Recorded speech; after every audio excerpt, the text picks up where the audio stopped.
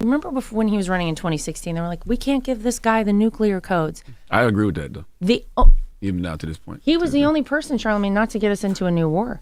He was the one who got us the Abraham Accords, peace agreements that people said were impossible in the Middle East. So why is that? Why are you concerned about Donald Trump with the nuclear codes? Did you see what he did on January 6th? What did he do? He got a little bit upset. What did he do on January 6th? He got a little bit upset and used his words. What words did he say, though? The words that you said earlier. Peacefully and patriotically make your voices heard. And then what happened after that? So how were his words actually contributing to that? Because I think that for me, him being able to just push a button, hypothetically speaking, it's a little bit scary because we've seen he gets a little bit erratic when he wants to. I wanted to play that clip of the co-chair of the RNC, Lara Trump, on The Breakfast Club. It was just perfect. It's a perfect appearance right in the belly of the beast. Lara, how are you?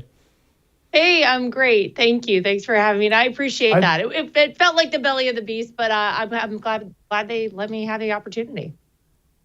You way more than held your own. It was just no one could have done better. It was awesome. Thank you. You just deflated every argument they threw at you with grace and everything. It was just a perfect display. But let's just talk about that idea right there, that Trump's erratic and nuclear, like they're still doing the nuclear code thing from 2016. Oh my. It's crazy. But Mike, this is why you know for sure the Democrats are in a free fall panic mode, because they're diverting to the fear mongering, the scare tactics, trying to scare people away from Donald Trump. The problem is their promises of Donald Trump being some lunatic when he becomes president are really following on, hollow ears, because people are like, well, wait a minute, hold on. This is the guy who, whenever he was in the White House, as I just said in that clip there, was the first president for 82 years not to get the United States into a new war. The guy who, instead of starting a Middle Eastern war, getting America somehow financially or otherwise invested, had the Abraham Accords. The guy who went and walked across the DMZ, shook hands with Kim Jong-un to possibly denuclearize the Korean Peninsula. That's the guy they're worried about. Well, I have proof that he's not going to do that. So it's really hard for them right now to make this argument. Clearly they're trying, because clearly they know their candidate is failing, flailing, and losing right now. And that person is Kamala Harris. We mentioned in the opening segment here about Trump going to the Bronx a couple months ago, whenever that was. And how that was, I think, a kind of a turning point moment for the campaign in some ways, and just said a lot about going to places that Republican candidates don't often go. And I think this is true of you appearing on The Breakfast Club as well. Why go into this lion's den that is The Breakfast Club at all? What's the point?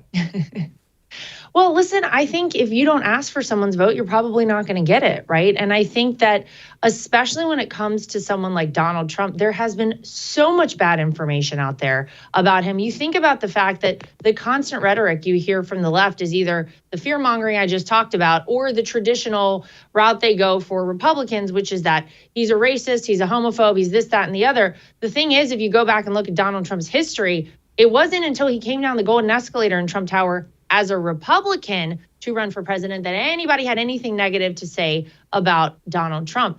You have to go out there and you have to engage with people. And whether it's me going on The Breakfast Club, or whether it's Donald Trump showing up in places like the Bronx, Chicago, Detroit, Atlanta, places where you're right, Republicans traditionally say, I better not go there. I don't know if those people are going to like me in those big cities. That's a blue area. Donald Trump says, all right, I'm going to show up and I'm going to talk directly to the people, because I want you to know that I am fighting for you too. I am going to work for you too. I'm going to win for you too.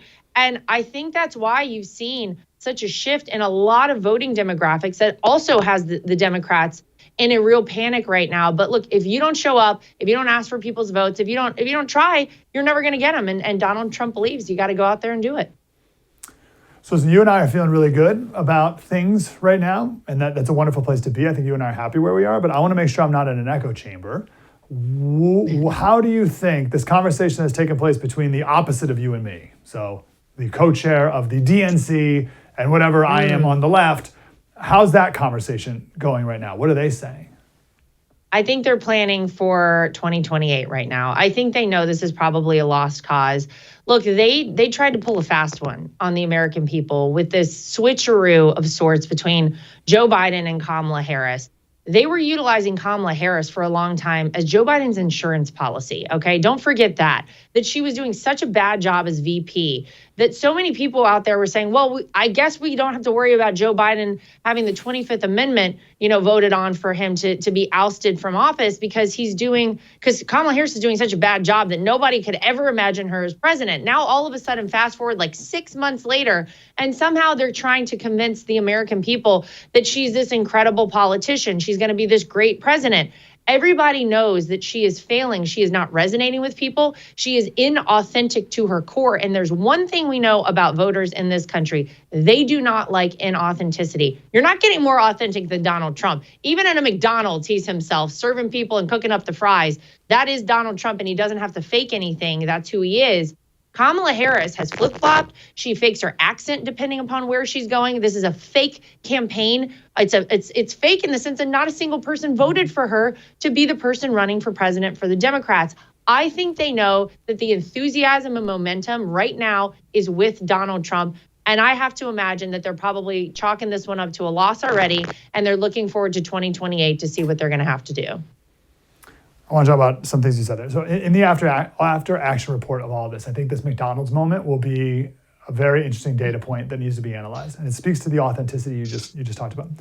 So I think people have this like inner like discomfort listening to Kamala try to answer questions because she's a bad actor. She's not a good actress.